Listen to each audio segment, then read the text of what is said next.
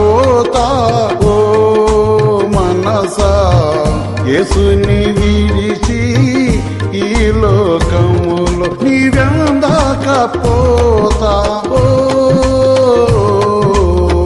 జీవమైన మార్గము యేసయ్యేగా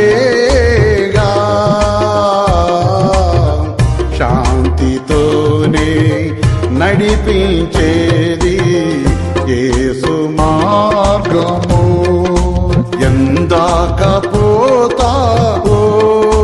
మనసా యేసుని విడిచి ఈ లోకములో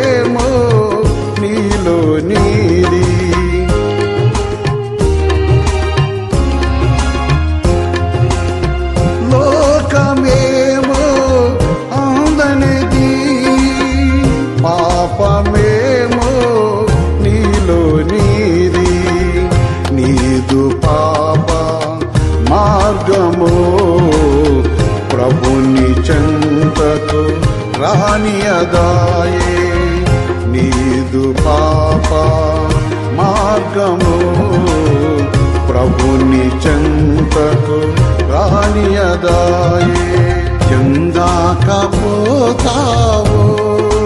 మనసా యేసుని విడిచి ఈ లోకములో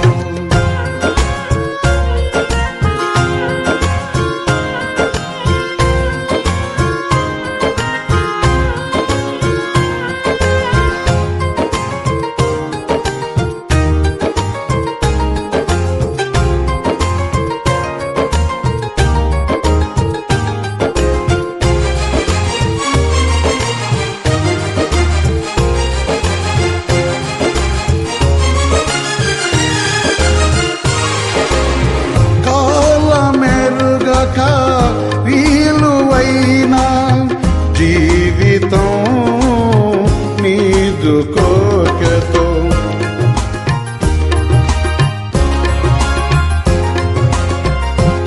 కాలమెరుగక విలువైన జీవితం నీదు కోకెతో శాంతి లేని వాడవై దేహమేమో క్షీణించేను శాంతి లేని వాడవై దేహమేమో క్షీణించేను ఎందాకపోతావో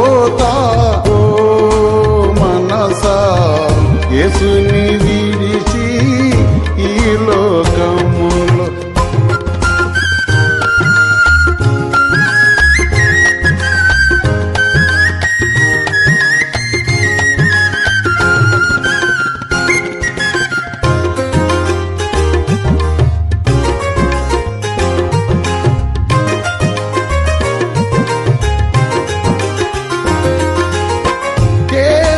కోర్కెతో మార్గమేమో మరిసిపోతివా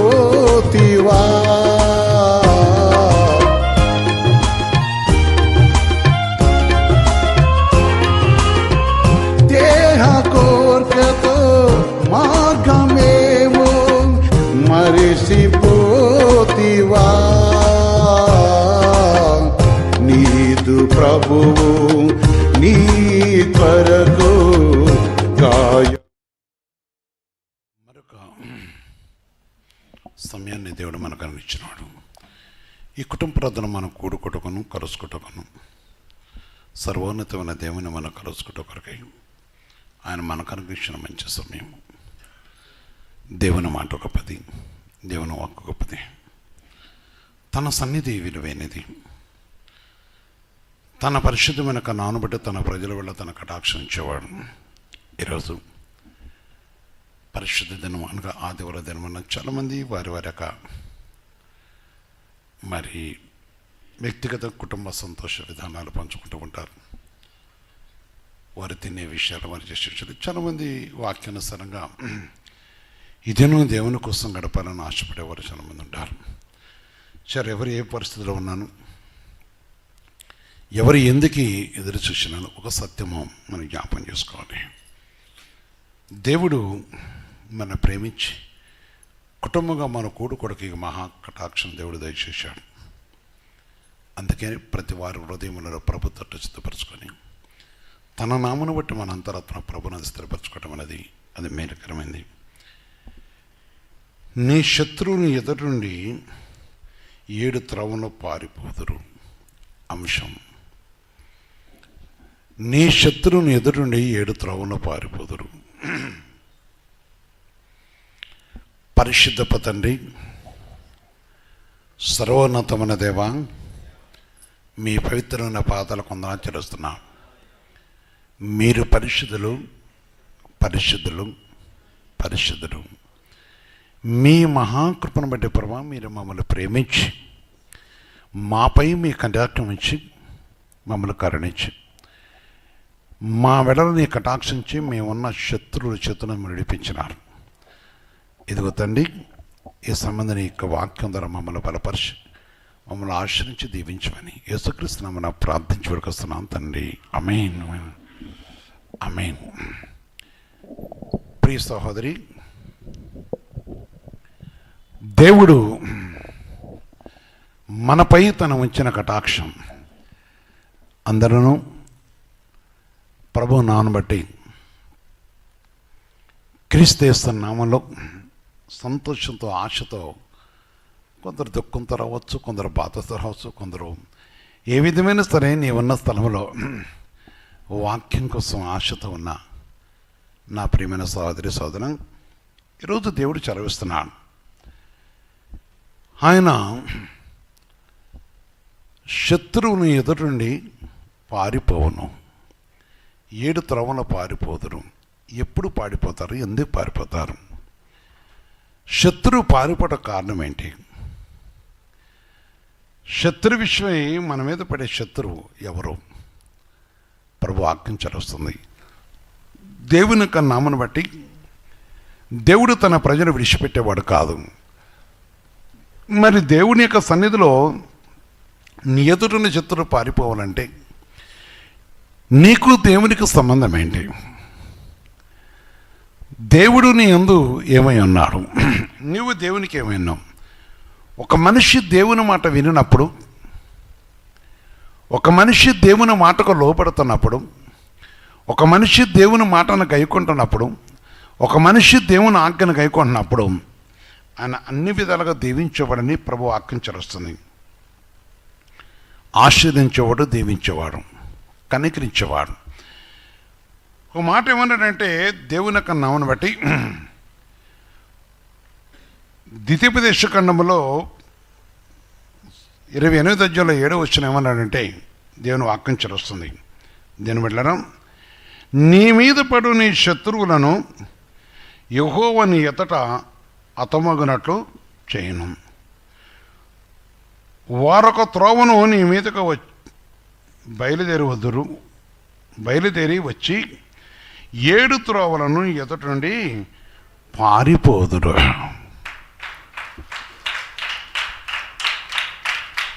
ఒక్క త్రోవను వస్తారు, 7 త్రోవలన కారణము 7 త్రోవల పారిపోటకి దేవుడు చేసే కార్యం.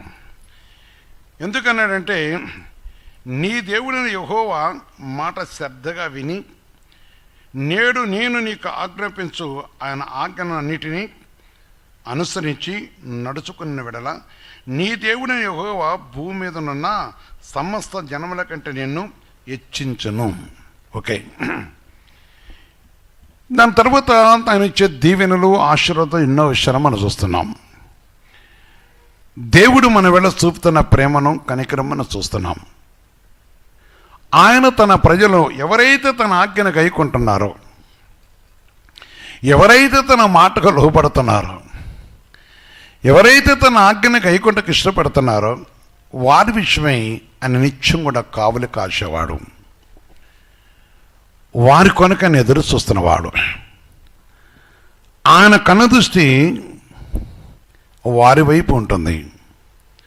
వారిని కాపాడాలని, వారిని కనికరించాలని, వారిని కటాక్షించాలని, వారిని విడిపించాలని, వారిని ఆదరించాలని పరిశుద్ధాత్ముడు ఎదురు చూస్తూ ఉంటాడు.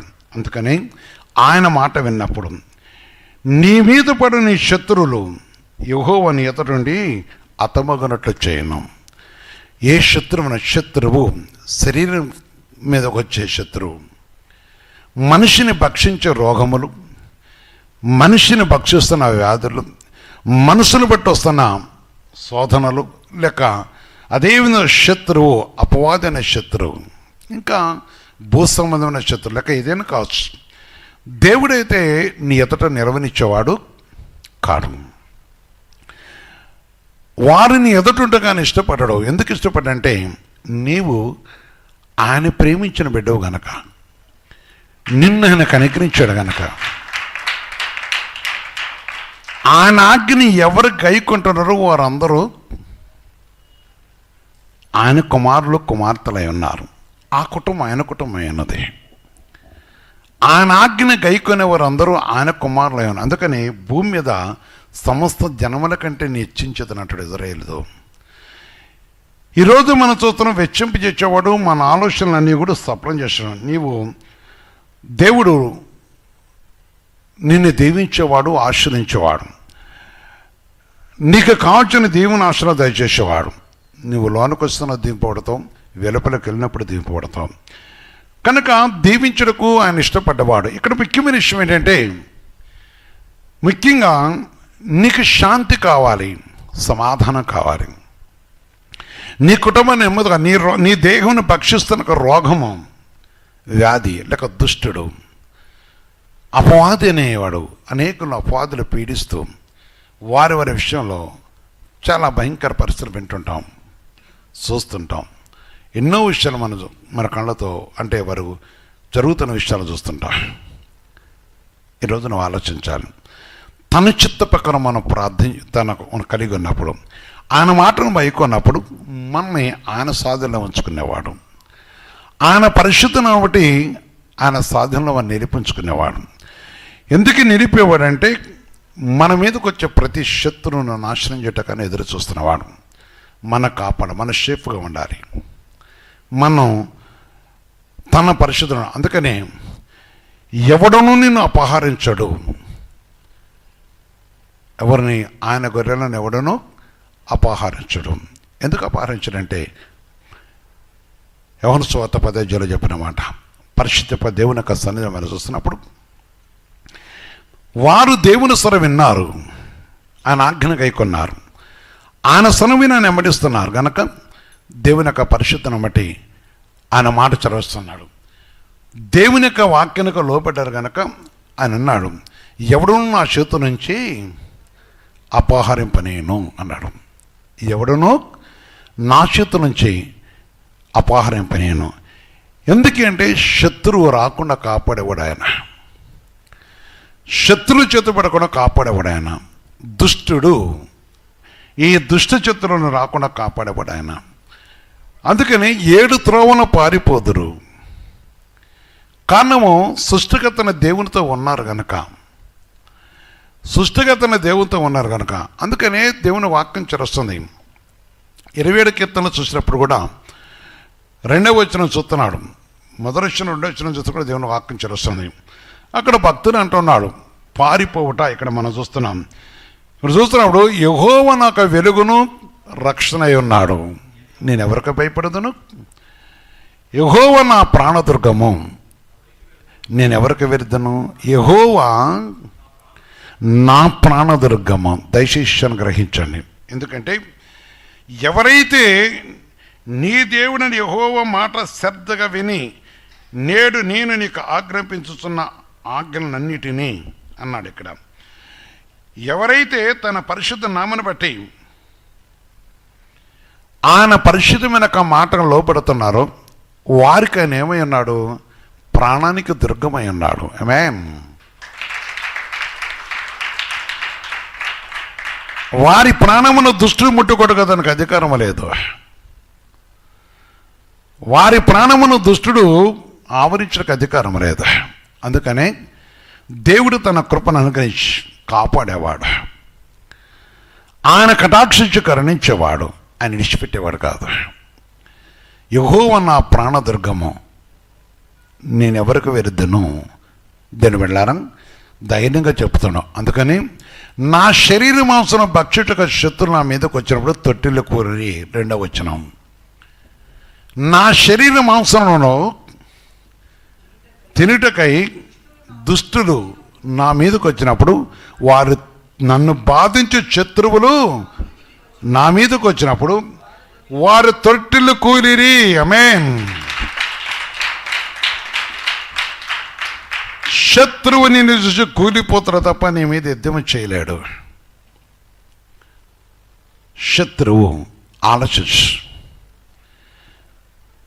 వాడు ఒక త్రోవ నుంచి 7 త్రోవలో పారిపోతాడు. ఎందుకంటే మనం చూస్తున్న జనరల్గా ప్రేమ బిడ్డలారా, దేవుని యొక్క పరిశుద్ధం యొక్క నాను బట్టి మనం చూస్తున్నప్పుడు కొన్ని సమయాలు, కొన్ని సందర్భాలు, కొన్ని విషయాలు చూస్తే వారు ఏ విధంగా పారిపోతారో చూస్తున్నా. ఒకసారి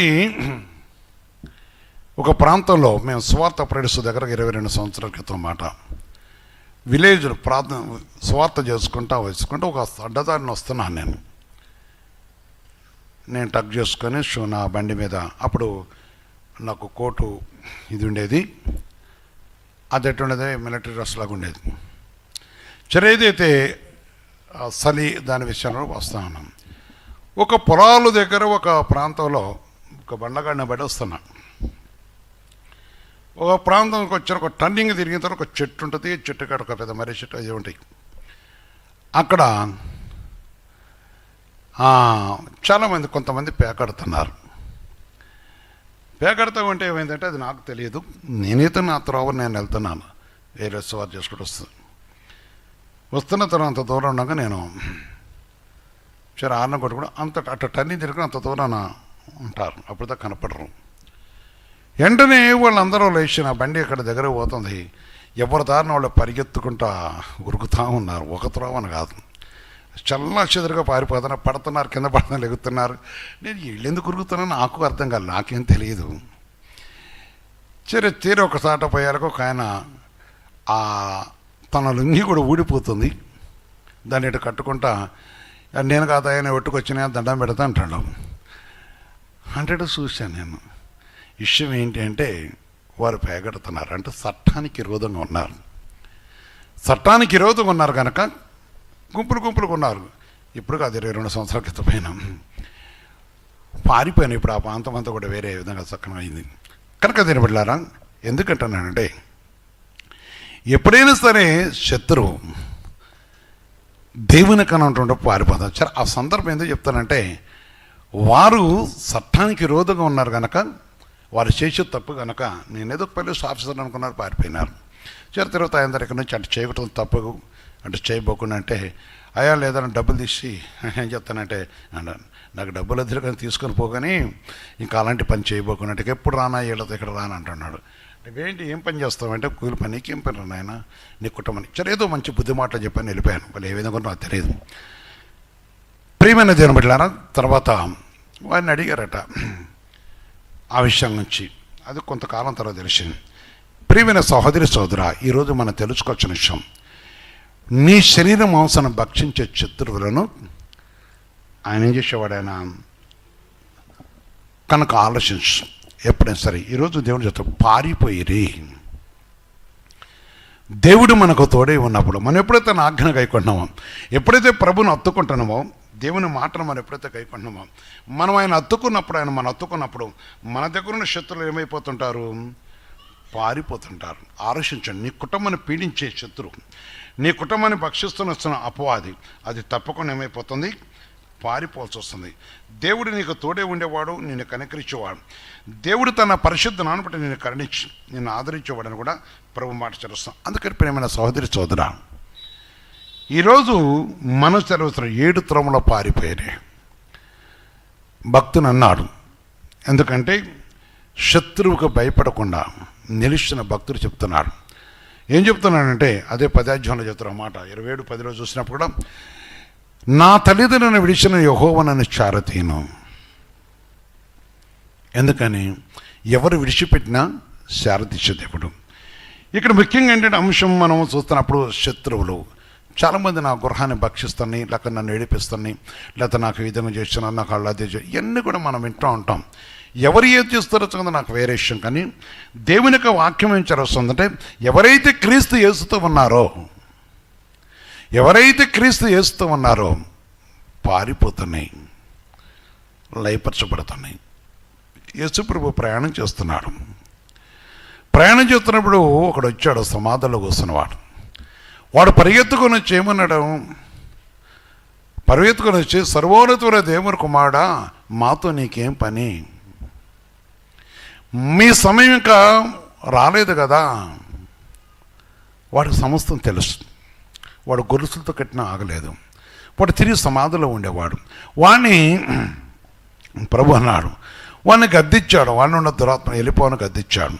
అవి వెళ్ళిపోయి పారిపోయి అవి దగ్గరగా సముద్రంలో 19 మంది మీద పడ్డాయి. 2000 పైన పందులు చనిపోయినాయని వాక్యం జరుగుతుంది.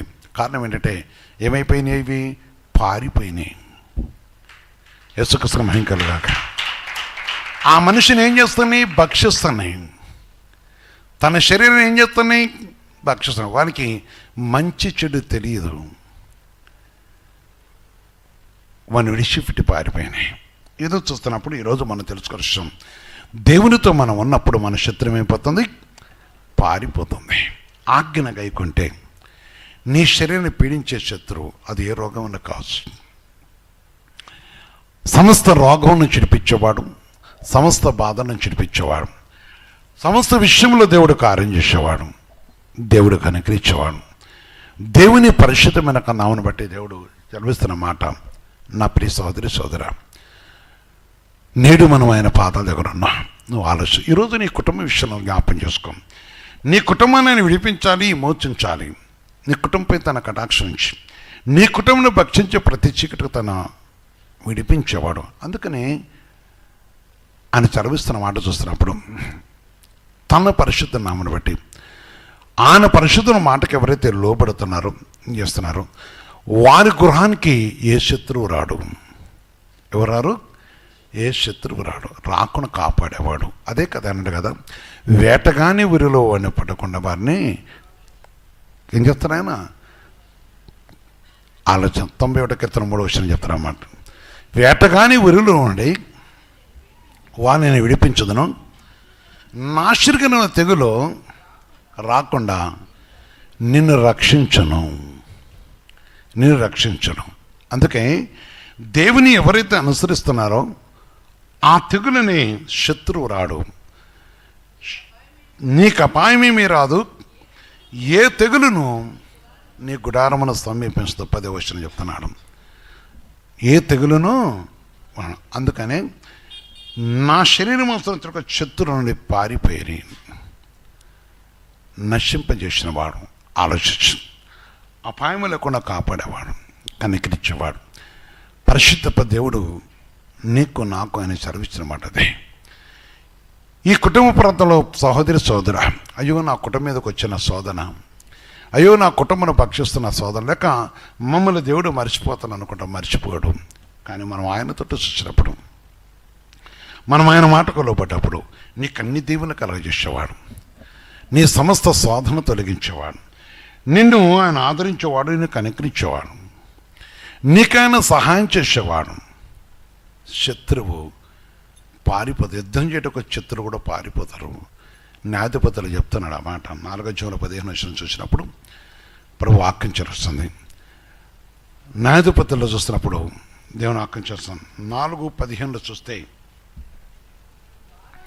బారాకు వాటిని అతం చేయనట్లు యెహోవా సిసెరాను అతని రథములన్నిటినీ అతని సర్వసేనలను ఏం చేసిండు? కలవరపరచగా సిసేర తన రథము తెగి కాలు నడతన రథం మీద ఎందుకు వచ్చాడు? యుద్ధం చేయటానికి వచ్చాడు. కానీ దేవుడు వారిని కలవరపరిచాడు. ఎందుకంటే వారు అక్కడ మరి ప్రవక్త దగ్గరకు వచ్చి సలహా తీసుకున్నారు. మేము యుద్ధం కోసం అడిగారు. వారు అడిగినప్పుడు దెబోరా దగ్గరకు వచ్చి అడిగినప్పుడు ఆయన పరిశుద్ధంలో దేవుడు చెప్పిన మాట తాను సెలవిచ్చడం వలన పరిశుద్ధాత్మ దేవుని యొక్క నామను బట్టి అక్కడ జరిగిన విషయం ఏంటంటే దేవుడు వెళ్ళమన్నప్పుడు యుద్ధానికి వెళ్ళినారు కనుక వారు రథము దిగి పారిపోయి. ఎందుకు పారిపోయినారు? యుద్ధం మీద ఉండి యుద్ధం చేయాలి. రథం మీద ఉన్నప్పుడు రథం మీద గుర్రముల యుద్ధం పరిగెత్తుతుంటే ఆయన పారిపోతున్నప్పుడు దేవుడు వారిని పారిపోయి అంటే వారిని కలవరపరిచాడని వాక్యం చేస్తుంది. ఆలోచించు. అతను సర్వ సేనను కలవరపరచగా సిచిరానే ఆ యుద్ధం చేయటకు వచ్చినాడు. ఏమయ్యాడు? కాలినడకన పారిపోయాడు. కారణం అంటే కలవరపడ్డాడు. ప్రియమైన సహోదరి సోదర, ఇక్కడ చాలా ప్రాముఖ్యమైన విషయం ఏంటంటే దేవుని సలహా మనం తీసుకున్నప్పుడు, దేవుని ఆజ్ఞ మనం గైకొన్నప్పుడు, దేవునితో మనం కలిసినప్పుడు నీ కుటుంబం మీదకి వచ్చే శత్రువు ఏమైపోతుంది? పారిపోతుంది. చాలా మంది కూడా మా మీద ఏదో చేస్తున్నారు కావచ్చు. చేస్తారో చేయరో నాకు తెలియదు. కానీ ఒక విషయం అయితే తెలిసిన విషయం అంటే సాతాను అనేవాడు నీ మీదకి లెగవచ్చు. కానీ వాడు కలవరపడి పారిపోవటం కోసం దేవుడు కార్యం చేసేవాడు, అన్నీ కనిపించేవాడు. 7 త్రోవల పారిపోయి. ఆలోచించు. నిన్ను ప్రేమించిన దేవుడు చెప్తున్నమాట, నిన్ను కనికరించిన దేవుడు చెప్తున్నమాట, నీ దేహవయవులను భక్షించడానికి వచ్చిన శత్రువు చెప్తున్నమాట. దేవుడు చెప్తున్నమాట, నీ శరీరం భక్షణకు వచ్చిన శత్రు విషయం దేవుడు చెప్తున్నమాట. ఆలోచించాలి. అందుకని మన ప్రభు మాటకు మనం లోపడ్డప్పుడు, పరిశుద్ధాత్మ దేవుని మాటకు ఆధారపడ్డప్పుడు ఆయన పరిశుద్ధనట్టు మనల్ని కరుణించి తన కృపతో మనల్ని ఆదరిస్తూ మన శత్రు చెంత తప్పించబడని ప్రభు వాక్యం చదువుతుంది. వాక్యం అనే దేవునితో మనం ఇచ్చినప్పుడు, దేవుని యొక్క మాట మనం గైకొన్నప్పుడు ఆయన తప్పగా మనపై తన కటాక్షించి కనికరించేవాడు. ఆయన కృపను బట్టి విధంగా చెప్పిన శత్రువులు అనేక విషయాల్లో దావీదు ఉంది, కానీ ఆయన ప్రజల ముందు నిలవకుండా పారిపోయిన విషయాలు మనం చూస్తుంటాం అనేక సందర్భాల్లో.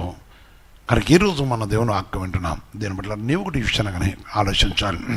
ఆజ్ఞను గైకుంటే నీ శత్రువుని ఎదుట పారిపోతున్నారు, ఆశీర్వాదం వస్తుంది. దేవుని మాటను గైకొన్నప్పుడు దేవుడు నిన్ను కరుణించి ఆయన కటాక్షించేవాడు. ఆయన పరిశుద్ధమైన నామను బట్టి నిన్ను ఆయన కరుణించేవాడు. తన కృపతో నీకు తోడే ఉండి నిన్ను నీ కుటుంబాన్ని విడిపించి ఆదరించేవాడు. యవనస్తులారా, నీ జీవితంలో కూడా చాలామంది కలవరపడుతూ భయపడుతూ ఉరి తెచ్చుకుంటుంటారు. అక్కడ భయపడి ఉరి తెచ్చుకోవద్దు. ప్రభు తట్టు తిరగాలి. జ్ఞానము కావాలి, వివేచన కావాలి. ప్రభునందు నిలిచి ఆయన తట్టు తిరగాలి. పరిశుద్ధాత్మ దేవుడు మనతో ఉన్నాడు కనుక, ఆయన పరిశుద్ధాత్మను మన మధ్య ఉంచిన దేవుడు కనుక నువ్వు ఆయనపై ఆధారపడ్డప్పుడు ఆయన నిన్ను ఆదరించేవాడు, ఆయనను కనికరించేవాడు. నీ వైపు తన కృపను ఉంచి ఆయన కటాక్ష నీతో ఉంచి తన పరిశుద్ధ నాంటూ నిన్ను కరుణించి ఆయన కృపను జ్ఞాపకం చేసుకున్నాడు. దేవుని యొక్క మనసు వస్తుంది. నాడు నేడు ఎగురెత్తుకున్న తండ్రి, ప్రియ సహోదరి సోదర, జీవం గల దేవుని యొక్క పాదాల దగ్గర ఉన్న నీవు తన కృప గొప్పది, తన సన్నిధి గొప్పది. అందుకే 2 రాజుల గ్రంథం 14:2 చూస్తే కూడా దేవుని ఆజ్ఞ వస్తుంది. 2 రాజుల గ్రంథం 14:12 చూస్తే ప్రభు ఆజ్ఞ వస్తుంది. చూడండి, అక్కడ యోధా వారు ఇజ్రాయేల్ వారి ఎదుట నిలవలేక అపజయం పొంది అందరూ తమ తమ గుడారములను పారిపోయి. ఎందుకని? దేవునికి విరోధం. యోధావారు దేవుని బిడ్డలే, కానీ దేవునికి విరోధంగా ఉన్నారు. అందుకే దేవుడు వీరి పక్షాన, ఇజ్రాయేల్ వారి పక్షాన ఉన్నప్పుడు వారి పారిపోవాల్సి వచ్చింది. దేవుడు వారి పారిపోయే రీతిలో చేశాడు. అందుకనే మనం ఎప్పుడు కూడా దేవునితో ఉన్నామని చెప్పుకొని, నాకు ఎందుకు ఈ శోధన వస్తుంది, నేను కూడా చర్చికి వెళ్తాను కదా, నేను కూడా చర్చితో ఉంటున్నాను కదా, నేను కూడా ప్రార్థన చేసుకున్నాను అంటారు.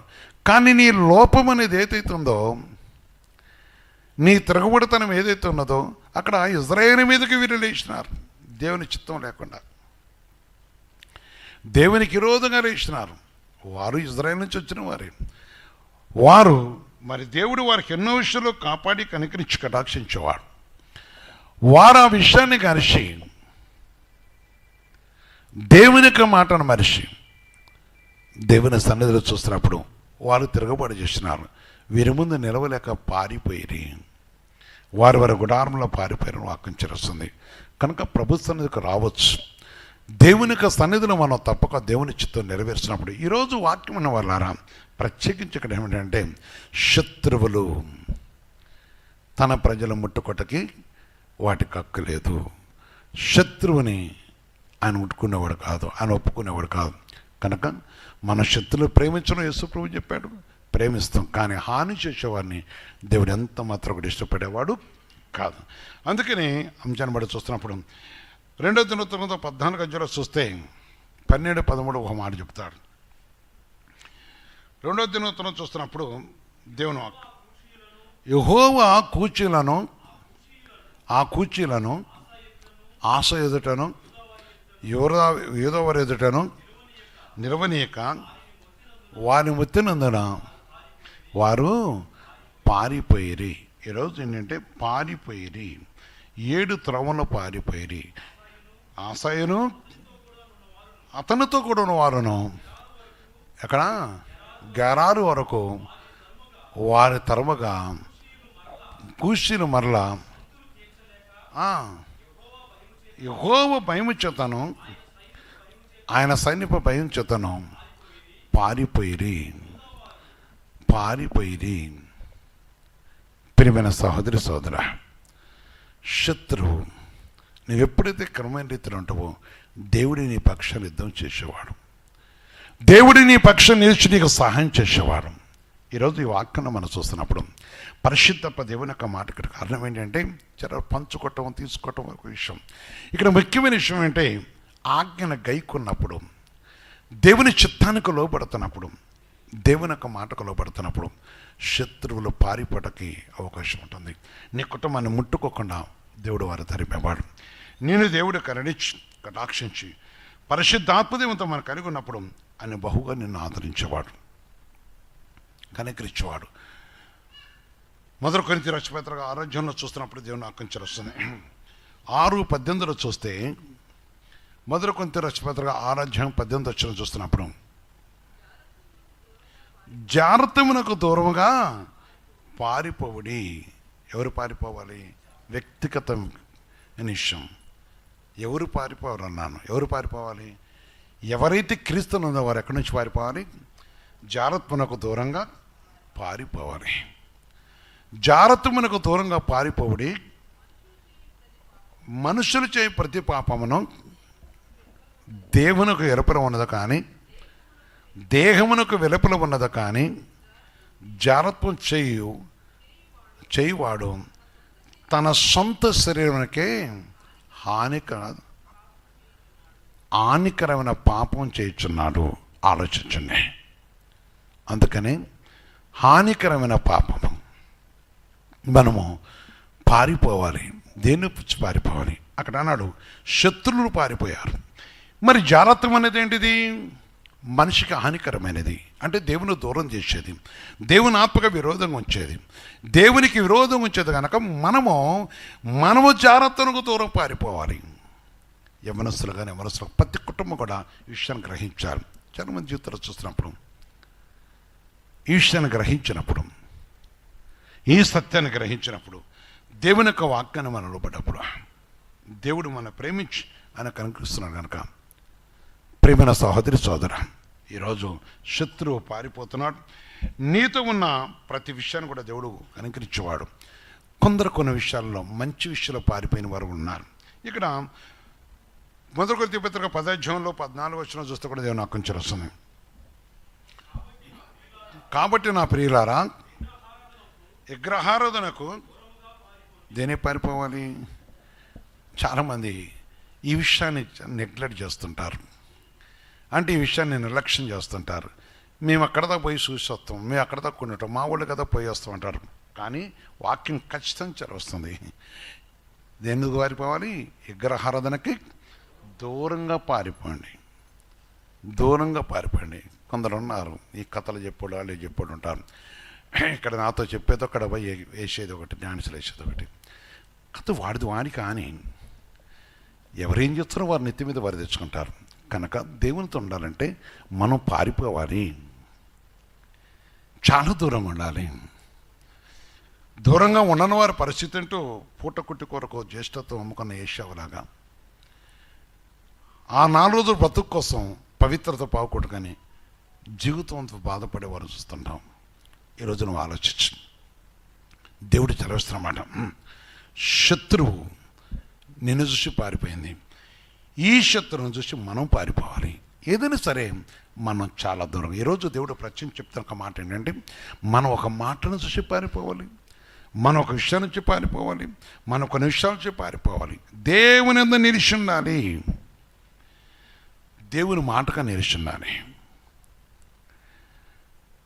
పరిశుద్ధ దేవుని మాట యందు మనం నిబ్రంగా ఉండాలి, ఆయనతో కలిసి ఉండాలి. ఈరోజు చూడండి, దేవుని యొక్క సన్నిధిలో దేవుడు చెప్పిన మాట వినకుండా పారిపోయిన భక్తులు కూడా ఉన్నారు. దేవుడు చెప్పాడు అటు పోకుండా మరొకరు పారిపోయిన వారు ఉన్నారు. పారిపోయినప్పుడు సరైన పరిణామాలు వేరు. దేవుని యోన మొదటి అధ్యాయంలో చూస్తున్నప్పుడు 3వ వచనం దేవుని ఆజ్ఞ వస్తుంది. దేవుని యొక్క పరిశుద్ధ వాక్యంలో మనం చూస్తున్నప్పుడు ఆయన ఏ విధంగా పారిపోయడం మనం చూస్తున్నాం.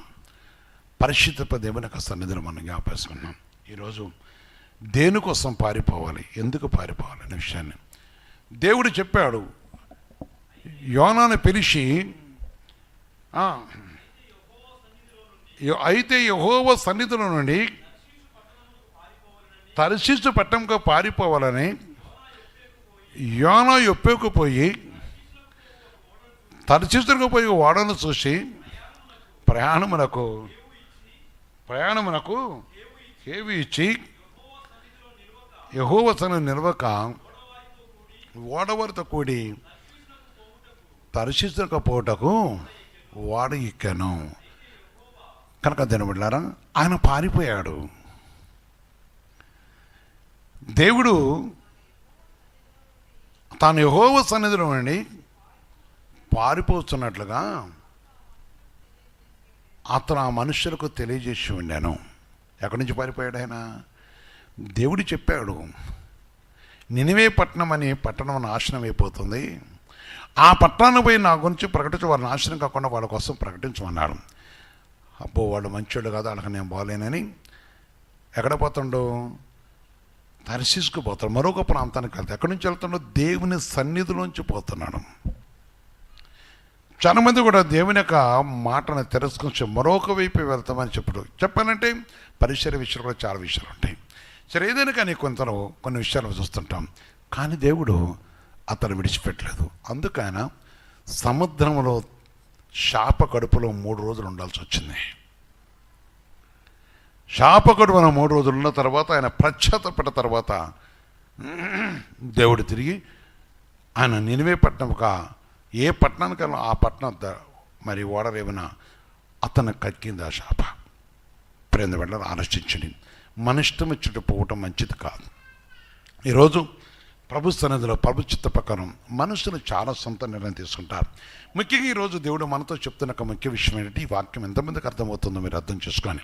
దేని వెళ్ళారా, నీవు ఎప్పుడైతే దేవుని ఆజ్ఞకు లోపడతావో నీ ఇంటి మీదకి వచ్చి శత్రువులు ఒక త్రోవనిస్తే 7 త్రోవలను పారిపోవడం. నీ శరీరమును భక్షించక శత్రువులు ఏమైపోతున్నారు? పారిపోవడం. తొట్టెలు పారిపోతున్నారు. ఏమైపోతున్నారు? పారిపోతున్నారు. అదే కాదు, దేవుడు చెప్తున్న ఒక మాట చూస్తున్నప్పుడు, నీ పక్షమున యుద్ధం ఆయన చేసి శత్రు చేతును విడిపించేవాడు, కనికరించాడు. ఈ విధంగా చూస్తున్నప్పుడు దేవుడు కనికరించేవాడు. అందుకే ఏ పాపం నుంచి పారిపోవాలి, దేని నుంచి పారిపోవాలని ఖచ్చితంగా చెప్తున్నాడు. మనం పారిపోయేది ఉంది, మనం చూసి పారిపోయే ఉన్నాయి. మనం చూసి శత్రువు పారిపోతాడు. మనము భక్షించి తెలిసి మనం పారిపోవాలి. ఆ విధంగా పారిపోయినప్పుడే నీ కుటుంబం సురక్షితంగా ఉంటుంది, నీ కుటుంబానికి ఒక వెలుగుగా ఉంటాడు, నీ కుటుంబానికి అనుకరిస్తాడు, నీ కుటుంబాన్ని ఆదరిస్తాడు, నీ కుటుంబాన్ని ఓదారుస్తాడు, నీ కుటుంబానికి కావాల్సిన దీవెన ఆశీర్వదిస్తాడు, నీ సంతానం చెడిపోకుండా ఉంటుంది. కావచ్చు భక్తులు కూడా పారిపోయినారు. దేవుని యొక్క సన్నిధిలో చూస్తున్నప్పుడు యోహన పారిపోయాడు. ఓ సమయంలో ఏరియా ప్రవక్త కూడా దేవుని మీద విసుక్కున్నాడు. దేవుడు అంటేనే ఆయన కూడా ఓహో నీ కష్టంగా ఉందని పిలిచేశాడు దేవుడు. ఈరోజు ఆలోచించు, ప్రభు సన్నిధిలో దేవుడు గొప్పవాడు, నిన్నెప్పుడు విడిచిపెట్టేవాడు కాదు. నువ్వు ఎప్పుడైతే జాగ్రత్త కలిగి ఉన్నావో, నువ్వు ఎప్పుడైతే ప్రభుత్వ కలిసినావో, నువ్వు ఎప్పుడైతే హాని చేసుకోకున్నావో, దేవుడు నిన్ను విడిచిపెట్టడు, నిన్ను కాపాడేవాడు, నిన్ను వర్ధలు చేసేవాడు, నిన్ను ఆశ్రయించేవాడు. నీ కుటుంబానికి తగిన దీవెన దృశ్యం, నిన్ను భక్షిస్తున్న ప్రతి శత్రువు దుష్ట శక్తులు ఆయన లయపరిచి నీకు శక్తిని కుటుంబానికి సమాధానం కలగజేసేవాడు. మోకరించి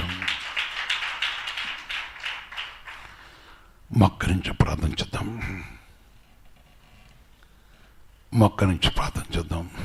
ప్రేమ బిడ్డలారా, నిన్ను, నీ భార్యను, నీ భర్తను, నీ కుటుంబాన్ని, నీ శరీరం భక్షించే ఏ దుష్టక్రియనో, ఏ రోగం ఉన్నదో, ఏది నేను భక్షిస్తుందో యేసుని అడుగుతావా? పరిశుద్ధ దేవుని దగ్గర అడుగుతావా? యవనస్తులారా, లేక సహోదరి సహోదరా, నువ్వు దేని నుంచి పారిపోవాలో చెప్పాడు. మనం చూసి ఏమి పారిపోతానో చదివిస్తున్నాను. ప్రభుని అడుగుతావు ఈ సమయంలో. పరిశుద్ధ తండ్రి, సర్వోన్నతమైన దేవా, మీ పరిశుద్ధ పాదములకు వందనాలు చెల్లిస్తున్నాం. మీరు పరిశుద్ధులు, పరిశుద్ధులు, పరిశుద్ధులు. మీ కృపా కనిక్రమతో, నీ కరుణ కటాక్షతో మమ్మల్ని ప్రేమించి, ఇదిగో తండ్రి మా శత్రువులు ఏ విధంగా పారిపోతూ సెలవిస్తూ, అందుకు నీ ఆజ్ఞను గైకొన్నప్పుడు ఈ కార్యం చేస్తున్నాను కదా. ప్రభు నీ పాదాలు కొందాన్ని తెలుస్తున్నాం. ఏ కుటుంబం అయితే ప్రస్తుతం వారి శరీర వయోన పక్షతో రోగాన్ని బట్టి, బాధను బట్టి కురింగిపోతూ ఉన్నారో ఒకసారి జ్ఞాపకం చేసుకోండి. ప్రతి కుటుంబంలో నీ కటాక్షం తెచ్చండి, మీ కనికను తెచ్చండి. నీ సిరువు రక్తం ప్రతి వారిపై ప్రోక్షించండి. కలవరి సిరువులో మీరు కానిశక్తి ప్రతి వారిపై ప్రోక్షించండి. నీ కనికను మీ కటాక్షం ప్రతి బిడ్డకు తెచ్చండి. ఈ వాక్యమైన ప్రతి వారి దేహంలో ఉన్న ప్రతి బలహీనతను మీరు తొలగించి, వారి కుటుంబంలో దారిద్రత తొలగించండి, వారికున్న రుణబాధను చెడిపించండి. ముఖ్యంగా ప్రభు నిన్ను అత్తుకునే కృప దయచేయండి నాయన. నిన్ను అత్తుకున్న ప్రతి యమనస్తుల ప్రభ నీపై ఆధారపడు వారు నీ కవిట్లో దాచే దేవుడు కనుక, వారి శక్తుల నుంచి వారు విడిపించే దేవుడు కనుక, నీ నామటి ప్రతి వారిని కటాక్షించి మీరు కరుణించి వారికి కావాల్సిన జ్ఞానమును దయచేసి నీ కృపల సన్నిధి నుంచి కటాక్షించండి. పేరు పేరుతో దర్శించండి, ఆదరించండి, బలపరచండి. ఎవరు ప్రభ వ్యాధితో ఉన్న ముట్టి స్వస్థపరిచి విడిపిస్తూ కనికరిస్తూ నీ పరిశుద్ధం నీ వనవంతుడు కాపాడి కనికరించమని యేసుక్రీస్తు నామమున ప్రార్థించి వేడుకొస్తున్నాం తండ్రి. ఆమేన్, ఆమేన్, ఆమేన్.